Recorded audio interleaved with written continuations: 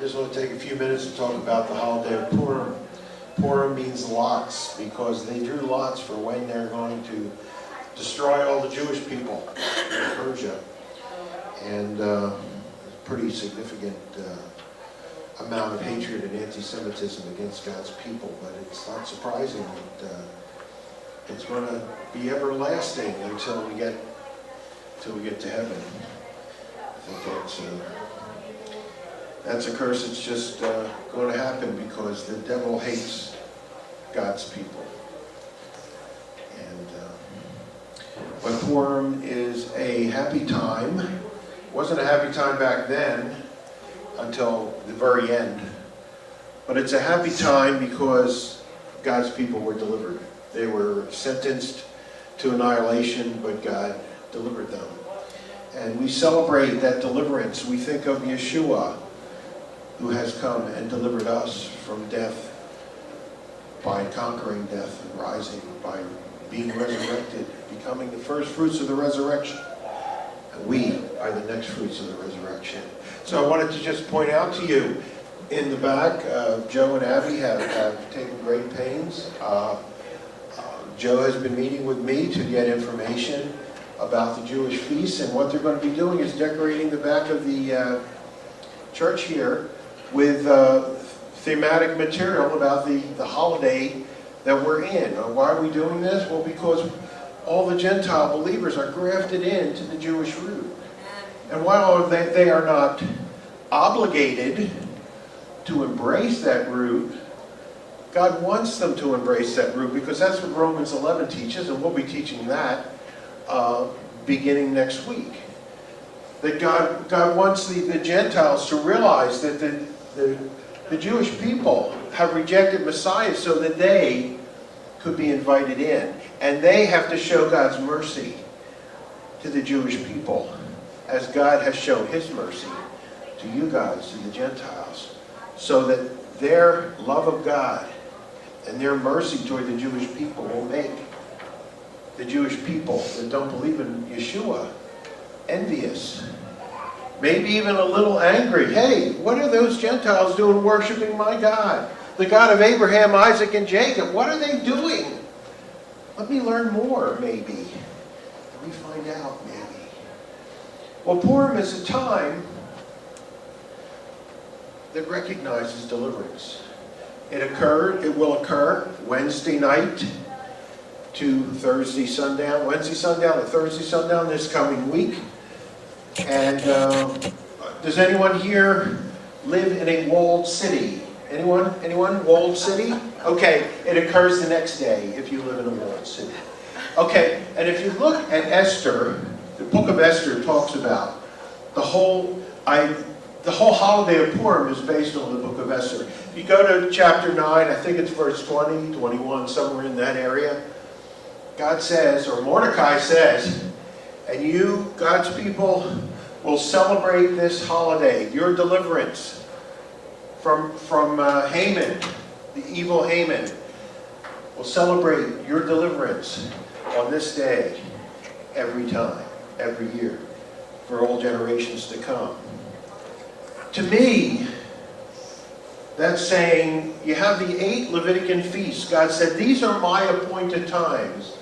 And I think in the book of Esther, the holiday of Purim is the 9th. It's the 9th appointed feast, because he had Mordecai say, celebrate your deliverance. Remember that I am a God that redeems. Remember that I am a God that has delivered you. So let me give you just a couple of details, and then I'll give the mic back to Jeff. Well, in the synagogues worldwide on Purim, they read the book of Esther front to back. And everyone has a noisemaker called a grogger, or they bring a pot or a pan from home and they bang it with a spoon. And every time the name of Esther is mentioned, they cheer for her. She's the heroine. God said, for such a time as this, you have been appointed to save your people. And so she did. She fasted for 3 days. So there's so many messages in the book of Esther Read it. It's a message of the power of fasting and prayer. The power of just stepping out for God. When, she stepped up. If the king did not hold out his scepter, she would have been sentenced to death just for approaching him. Yeshua faced death. He conquered it. We conquer death too, because we know, because of Yeshua's resurrection, because we believe in him, we're not going to face death. We're going to be in the twinkling of an eye. We'll be with him. We'll be in changed bodies. We won't have any arthritis anymore. We won't have any muscle aches anymore. We won't have any pain. We won't have any disease. It's going to be great. It's going to be glorious. Glorious day, we sang. So, but it's a holiday of, it's just a holiday of deliverance. One last thing, many rabbis, non-believing rabbis, they want to get rid of the book of Esther. They want to delete it from the Jewish Bible.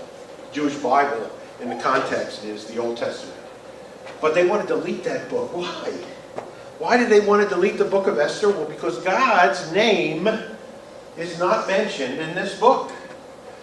But we sure see him working.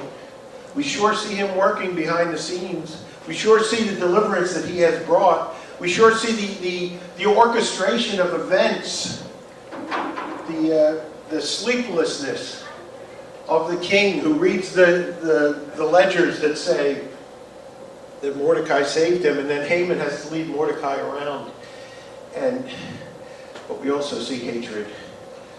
We also see blind hatred of people. God doesn't want us to be that way.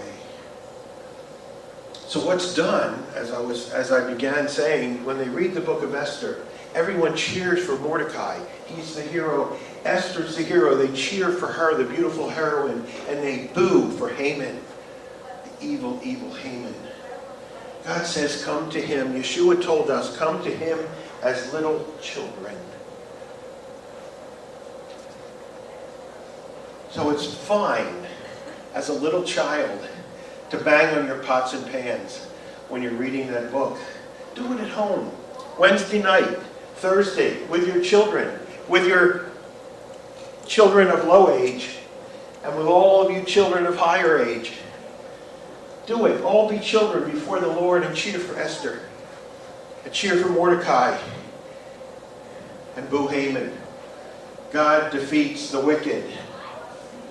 Haman was defeated. Oh man, Scripture is just so full of stuff in the Old Testament that has been fulfilled in the New Testament. And God gives us a little twinkling of hints of these things. Haman was caught, and justice was brought to him, and he was hung with his 10 sons. Haman, who wanted to annihilate God's people. Who was Haman in our day and age? Hitler. Hitler tried to annihilate God's people. Well, it didn't happen, and he was punished. And Haman's 10 sons were hanged, and Hitler's 10 generals were hanged. We see God working in so many ways, and this holiday is just a reminder, one more reminder, that there's stuff to read in the Old Testament that has a message for us in our day and age, in our world, through Yeshua, through God's love, that nothing can separate us from. So God bless you. Remember, Purim is this coming Thursday, beginning Wednesday night. Read the book of Esther. Be blessed, because Yeshua has brought you deliverance.